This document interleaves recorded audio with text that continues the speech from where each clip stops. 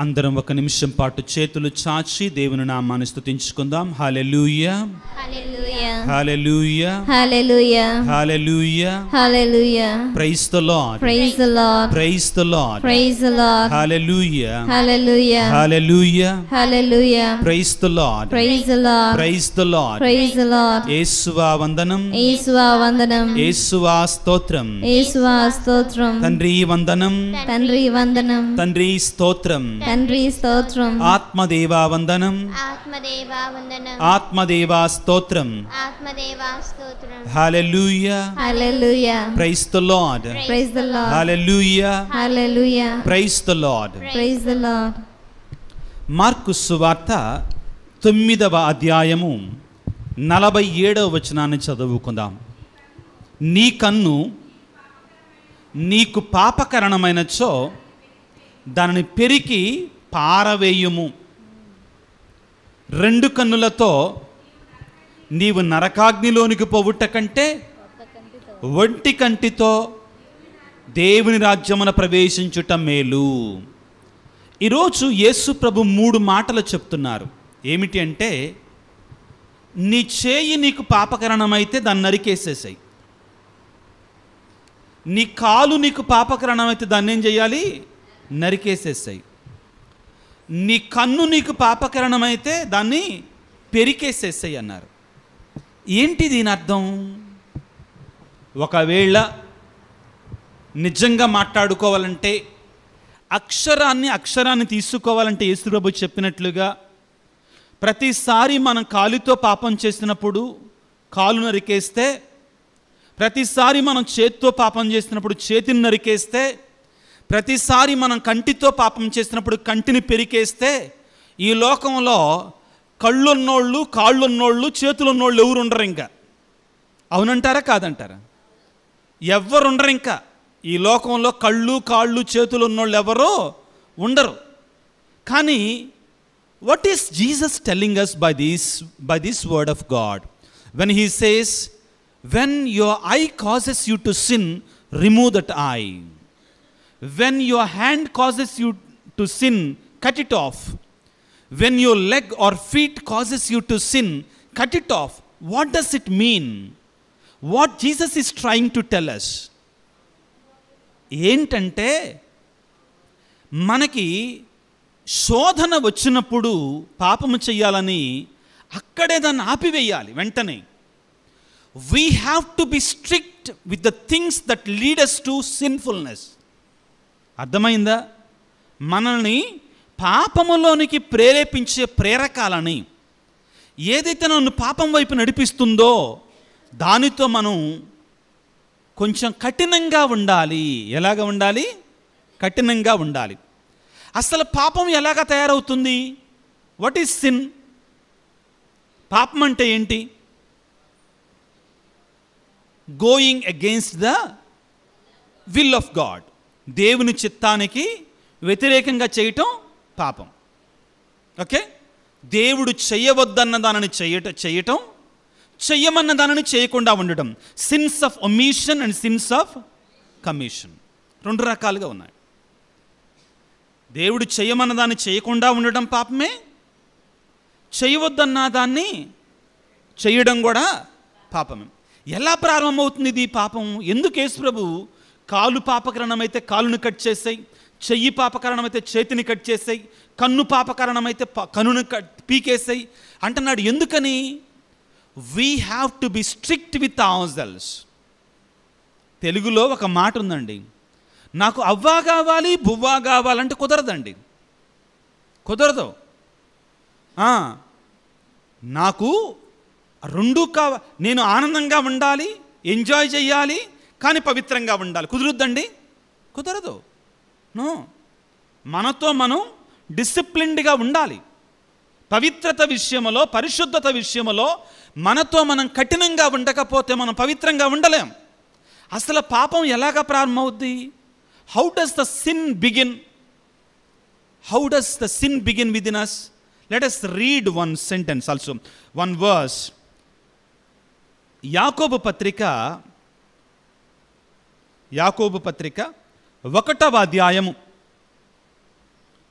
యాకోబు పత్రిక 1వ అధ్యాయం 14వ వచనాన్ని దయచేసి చదవండి జాగ్రత్తగా.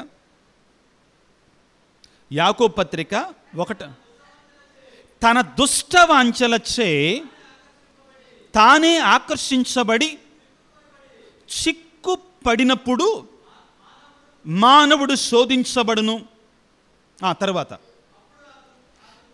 అప్పుడు ఆ దుష్ట వాంఛ పండి పాపము జనించును. పాపము పరిపక్వమై మృత్యుకారకమగును. మీకందరికి ఒక ప్రశ్న. You all have seen apple, no? Apple, okay? You all have seen apple. Sometimes in the apple there are insects or worms. పురుగులు ఉంటాయి కదా. యాపిల్ కాయలో కొన్నిసార్లు ఏముంటాయి? పురుగులు ఉంటాయి కదా. ఉంటాయా లేదా? మీకు అందరికి ఒక ప్రశ్న. మనకి యాపిల్ కాయ చుట్టూ బాగానే ఉంటుందండి.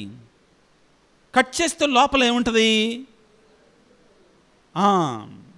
మార్కెట్లోకి వెళ్తే, విజయవాడ కాళేశ్వర మార్కెట్, ఫ్రూట్ మార్కెట్కి వెళ్తే, లేకపోతే ఇక్కడ కూడా ఉన్నాయండి, ఆ యాపిల్ కాయ ఎలా ఉంటుంది? నిగనిగలాడుతూ ఉంటుంది అన్నమాట. మెరిసిపోతూ ఉంటుంది. ఎడు చూద్దామన్నా కానీ దాంట్లోకి ఎక్కడ కన్నం కనపడదు. దానిలోనికి ఎక్కడ కన్నం కనపడదు. మరి పురుగు ఎలా వెళ్ళింది చెప్పగలరు ఎవరన్నా?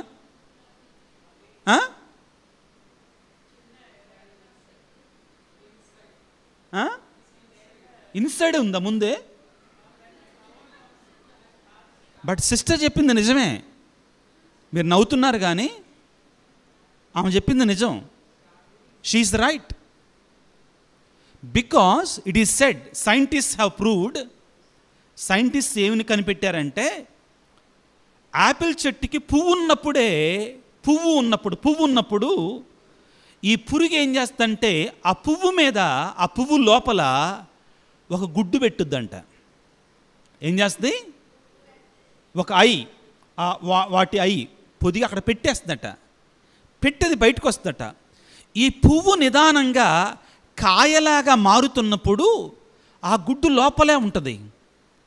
పిందె అయింది కదా, నిదానంగా పెద్దదైన తర్వాత అప్పుడు ఆ గుడ్డు పగిలి అర్థమవుతుందా? అది పురుగుగా అందులో ఉండిపోద్దట, సెటిల్ అయిపోయి ఆ పండునే ఆహారంగా తినేస్తుందట. అది అర్థమైంది అందరికీ? So the insect was already within. The mother insect has laid an egg in the flower of the apple before it became a fruit. So the scientists have already proved this. పాపం కూడా అంతే. యెషయా గ్రంథములో ఒక మాట చెప్తాడు. పాపం ఎలాగుంటుందంటండి? పాపమట పాము వలె గుడ్లు పెడుతుందంటండి. పాపం ఎలాగుంటుందట? పాము వలె గుడ్లు పెడుతుందంటండి. ఆ గుడ్డు పగిలితే ఏమొస్తుంది బయటికి? నెమలి పిల్ల వస్తుందా? పాము గుడ్డు పెడితే, పాము గుడ్డు పగిలితే పొదిగిన తర్వాత ఏమొస్తుంది? కోడి పిల్ల వస్తుందా? కుందేలు పిల్ల వస్తుందా? చెప్పండి మరి ఏమొస్తుంది? పామే వస్తుంది. Yes, when the snake lays an egg, when it is ripened, what comes out of it? What does it come? Snake comes again. In the similar way, when we think of evil things, when we brood over evil things, automatically we are drawn to do evil things. So what Jesus says, when he says, when your eye, when your leg, when your feet draws you to sin, cut it off. What he says is, you cut that thought of doing sin or that temptation. అక్కడే మనం తీసివేయాలి దాన్ని. తర్వాత చేస్తారు. ఉదాహరణ చెప్తాను మీకు అందరికీ. తాగుబోతున్నాడు ఎవరండి? చాలా ఈజీగా అర్థమైద్ది కాబట్టి దాని గురించి చెప్తాను నేను ఎప్పుడు కూడా. ఎవడో? డ్రంకర్డ్. వీడు పొద్దున్నే మొహం కూడా దాంతోటే కడుక్కుంటాడు. దేంతో? మందుతో. వీడేమన్నాడు? ఒక రోజున నేను ఈ రోజు నుంచి తాగను అన్నాడు. ఏమన్నాడు? నేను ఈ రోజు నుంచి తాగను అన్నాడు. సరే, మంచిగానే ఉన్నాడు. ఒక రోజు అయిపోయింది, 2 రోజులు అయిపోయింది, 3 రోజులు అయిపోయింది. 4వ రోజున ఏమన్నాడంటే, నేను తాగన కానీ నా ఫ్రెండ్స్ ఉన్నారు, వాళ్ళని కలిసి వస్తానన్నాడు. ఎవరిని? ఫ్రెండ్స్. వాళ్ళేంటి, వాళ్ళు వీడికంటే ఇంకా చాలా 10 అడుగులు ముందుంటారు. వీడు పొద్దున లేచి మొహంతో సారాతోటి మొహం కడుక్కుంటే వాళ్ళు స్నానం చేస్తారండి దాంతో. అంత దరిద్రులు. అంతా సాయంత్రం, అది కూడా ఫ్రెండ్స్ని కలవటానికి ఇప్పుడు వెళ్ళాడు, సాయంత్రం 6 గంటల తర్వాత వెళ్ళాడు. ఏం జరుగుద్దండి? వాళ్ళు ఏం చేస్తుంటారు? అక్కడికి వెళ్ళాడు, అక్కడ కూర్చున్నాడు. వాళ్ళు ఏమన్నారు? ఎక్కువ తాగమాకరా, ఒక చుక్క తాగురా అన్నారు. ఏమన్నారు? ఒక చుక్క తాగురా అన్నాడు. ఇంటికి వీడి స్నానం చేసి వచ్చాడు. దేంతోటి? మందుతో. అంటే ఏంటి ఇక్కడ యేసుప్రభు చెప్పేది? అసలు అటు వెళ్ళమాకు, don't go that side. When you have the temptation, don't go that side. తాగుబోతున్నాడు, అటు వెళ్తున్నాడు రోడ్డు ప్రక్కన. ఆ ప్రక్కన దారిలో ప్రసాద్ ఉన్నాడని తెలుసు. ప్రసాద్ అంటే ఎవరు? ప్రభుత్వ సారాయి దుకాణం. ప్రసాద్ అంటే ఎవరు? ప్రభుత్వ సారాయి దుకాణం. ఆ పక్కన రోడ్లో ప్రసాద్ ఉన్నాడని తెలుసు. మళ్ళీ వీడు టర్నింగ్ తీసుకొని అటు ఎందుకు వెళ్ళాలి? అది వద్దు అంటున్నాడండి.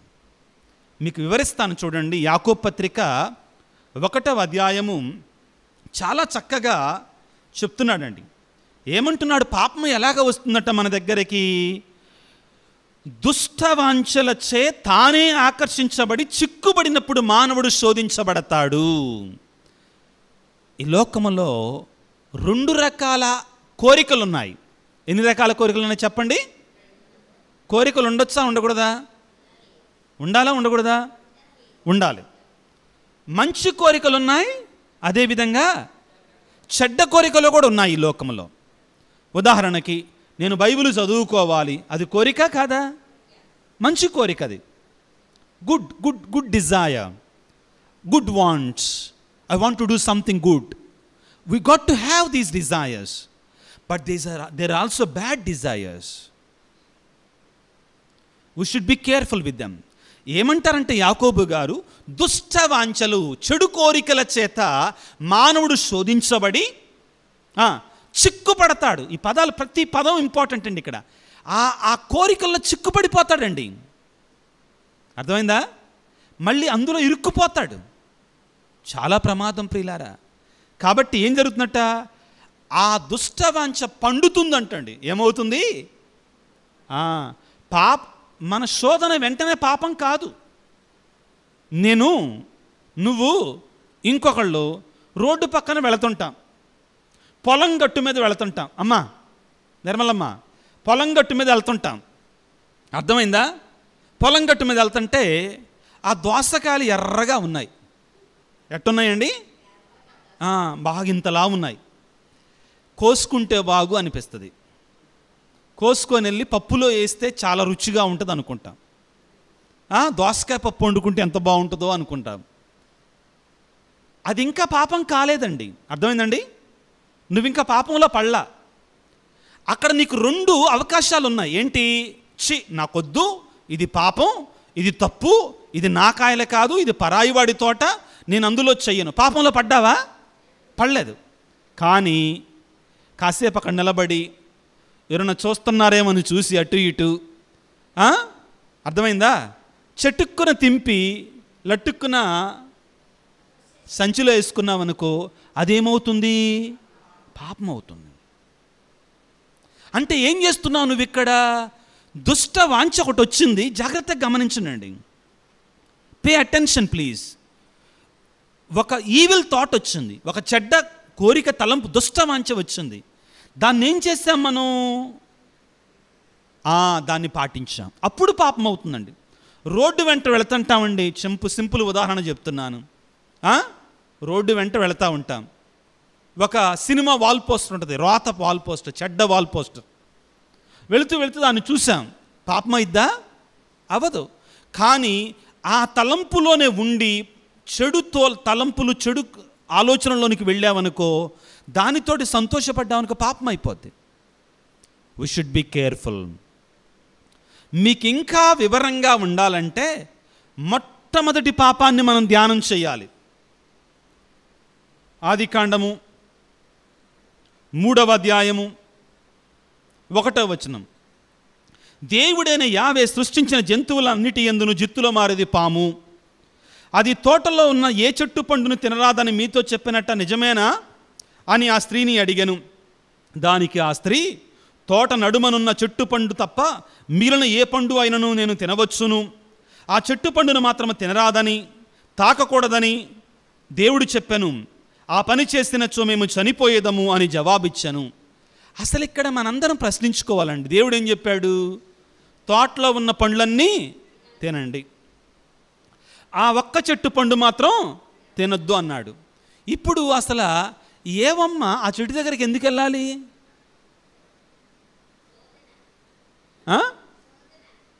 అది ఇప్పుడు ఏమన్నాడు దేవుడు? మీరు ఈ తోటలో ఉన్న పండ్లన్నీ తినండి అన్నారు, ఆ చెట్టు పండు మాత్రం తినొద్దు అన్నాడు. అసలు ఏవమ్మ అక్కడికి ఎందుకు వెళ్ళాలండి? వెళ్ళింది పొరపాటున, ఆ దారిని వెళ్తాంది. మళ్ళీ ఆ పాముతో ఎందుకు మాట్లాడాలి కదా? అంటే ఇదే శోధన. ఇంకా పాపం చేయలా. ఏవమ్మ ఇంకా వివరిస్తున్నానండి పాపం ఏంటని. ఇంకా పాపంలో పడిపోలా ఏవమ్మ. సాతానుతో మాట్లాడుతూ ఉంది. యేసుప్రభు ఏమన్నాడు? కన్ను పాపకరణమైతే కన్నును పెరికాయి, కాలు పాపకరణమైతే కాలును పెరికాయి, చెయ్యి పాపకరణమైతే అంటే అర్థం ఏంటంటే అసలు అక్కడికి ఎందుకు వెళ్ళాలి? నెంబర్ 2. రెండోది ఏంటంటే ఆ పాముతో ఎందుకు మాట్లాడాలి? అర్థమైందా? తెలుసు అసలే. రెండవది. మూడోది ఏంటో తెలుసా? ఇప్పుడు వినండి. ఏమంటదంటే 6వ వచనాన్ని చదువుకుందాం. స్త్రీకి ఆ చెట్టు కన్నుల పండగగా ఉన్నదంటండి. ఎట్టుందంటండి?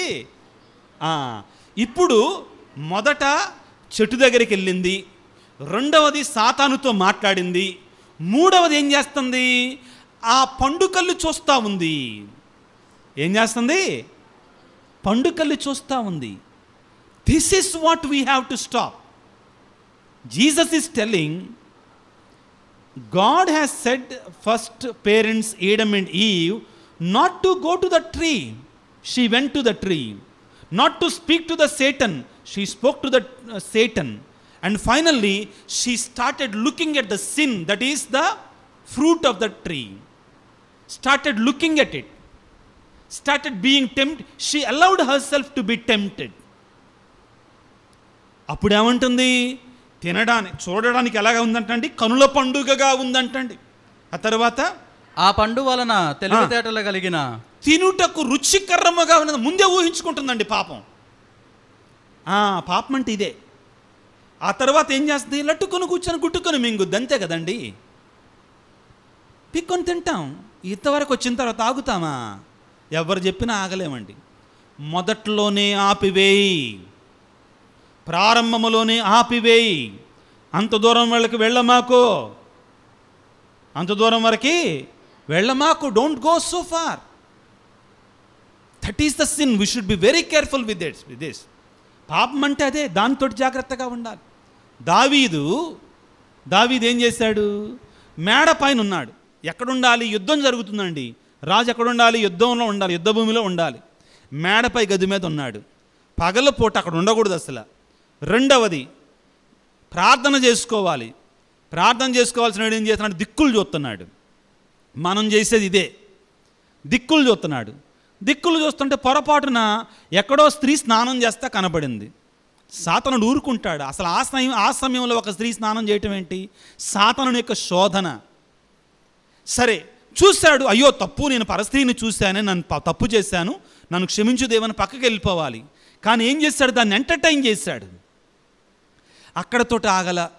ఆ స్త్రీని పిలిపించాడు. అక్కడతోటి ఆగల. స్త్రీతో పాపం చేశాడు. అక్కడతోటి ఆగల. తన భర్తను పిలిపించాడు యుద్ధంలో ఉంటే పాపం. అక్కడతోటి ఆగల. ఆ భర్తను ఏం చేశాడు? తన పాపాన్ని కప్పిపుచ్చుకోవటానికి నువ్వు నీ భార్య దగ్గరికి వెళ్ళమన్నాడు. నేను ఎలా వెళ్తానయ్యా? యావే దేవుని సైన్యాలు యుద్ధంలో ఉన్నాయి కదా, నేను వెళ్ళి ఎలా సుఖపడగలను? నేను వెళ్ళనన్నాడు. ఎంత నీతిమంతుడండి ఉరయ్య, ఎంత పరిశుద్ధుడండి. నేను వెళ్ళనయ్యా అన్నాడు. భార్యతో సుఖపడనయ్యా అన్నాడు. అయితే దావీదు ఏం చేశాడో తెలుసా? సైన్యాధికారికి ఫోన్ చేసి, సమాచారం పంపించి ఉరియాని అందరికంటే ముందు పెట్టి యుద్ధంలో చచ్చిపోతాడన్నాడు. చంపివేశాడు. అరియా భార్యను తీసుకొచ్చుకున్నాడు, పెళ్లి చేసుకున్నాడు దావీదు. ఎంత ఘోర పాపం! ఒక పాపము తర్వాత ఒక పాపం. ప్రియులారా, ఈ మాట గుర్తుపెట్టుకోనండి. పాపం అనేది ఒంటరిగా రాదండి, గుంపుగా వస్తుందండి ఎప్పుడు కూడా. Sin doesn't come alone, it comes as a group. If you commit one sin, it will lead to another sin. It will lead to another sin. Be careful, my dear friends. జాగ్రత్త వహించండి. తాగుబోతువాడు తాగుడుతోటి ఆపుతాడా? తాగితే ఏమొస్తుంది? ఒళ్ళు మరిచిపోతాడు, నోరు మరిచిపోతాడు, రోత మాటలు, రోత పనులు, రోత క్రియలు చేస్తాడు. ఏం చేస్తున్నాడో వాడికి తెలియదండి. లేకపోతే శరీర కార్యము చేసేటువంటి వాడు, వ్యభిచారానికి బానిసైనటువంటి వాడు ఏం చేస్తాడు? అంతటితోటి ఆగడు. అవసరమైతే భర్తను చంపుతాడు, పిల్లలను చంపుతున్నారు. ఎంత దుర్మార్గాలకే ఒడిగడతాడు. దొంగతనానికి అలవాటైనటువంటి వాడు ఏం చేస్తాడు? దొంగతనం మాత్రమే చేయడండి. ఒకవేళ ఇంటి యజమాని కానీ ఎవరన్నా కానీ అడ్డొస్తే వాళ్ళని ఏం చేస్తాడు? చంపివేస్తాడు. పాపం ఒంటరిగా రాదండి, జాగ్రత్త వహించండి. ప్రియులారా, ఈ రోజున యేసు ప్రభు అంటున్నాడు ఏమిటి అంటే, నీ కన్ను పాపకరణమైతే పీకేయి, నీ కాలు పాపకరణమైతే పీకేయి, చెయ్యి పాపకరణమైతే పీకేయి. అంటే అర్థం ఏంటంటే, శోధనని ఆదిలోనే తీసివేసాయి. ఎంటర్టైన్ చెయ్యి మాకు, ఆ శోధనని మీలో అలా ఉంచుకో మాకు అంటున్నాడు. మన శక్తి మనకి చాలదు, దేవుని శక్తి మనకి కావాలి. ప్రార్థన చేసుకుందాం. ఈనాటి పరిశుద్ధ బలి పూజలో, దేవా, శోధనలో మేము లోబడిపోయి పాపానికి బానిసలము కాకుండా మమ్ము కాపాడయ్యా. మాకు మీ పరిశుద్ధాత్మ శక్తిని దయచేయి తండ్రి. నీ ఆత్మవరాన్ని అనుగ్రహించు నాయన. ప్రభువా, లోకము ఎంతో పాపముతో నిండిపోయింది ప్రభువా, చెడుతో నిండిపోయింది నాయన. నీ బిడ్డలమైన మేము నీ బిడ్డలమని చెప్పుకుంటున్నామయ్యా, కానీ నువ్వు కోరుకుంటున్నావు మీ పరలోక తండ్రి పరిశుద్ధుడైనట్లు మీరు కూడా పరిశుద్ధులై ఉండండి అని పలుకుతున్నావు ప్రభువా. కానీ మేము పాపములో జీవిస్తూ, పాపములో బ్రతుకుతూ, చెడు ఆలోచనలతో, తెలు తలంపులతో జీవిస్తూ మళ్ళా నీ నుండి దీవెనలు పొందాలని కోరుతున్నాము. క్షమించండి తండ్రి. ప్రభువా, మాకు మీ పరిశుద్ధాత్మ శక్తినివ్వండి. పాపానికి బానిసలము కాకుండా ఉండడానికి, నీకు ప్రియమైనటువంటి బిడ్డలుగా జీవించడానికి మాకు శక్తినివ్వండి ప్రభువా. మాకు బలాన్ని ఇవ్వండి నాయన, మాకు ఆత్మీయ బలాన్ని ఇవ్వండి. ఈనాడు ప్రభువా, ఈ వాక్య పరిచర్యలో పాల్గొని దివ్య బలి పూజలో పాల్గొంటున్న ప్రతి బిడ్డను దీవించండి ప్రభువా. వేదనతో, అనారోగ్యముతో, బాధలతో ఉన్నటువంటి వారిని దీవించండి నాయన. మా కొరకే ప్రార్థన చేయమని అడిగిన ప్రతి బిడ్డను కూడా దీవించి ఆశ్రయించి కాపాడమని మా ప్రభు అయిన క్రీస్తు ద్వారా వేడుకొనుచున్నాము తండ్రి. ఆమెన్.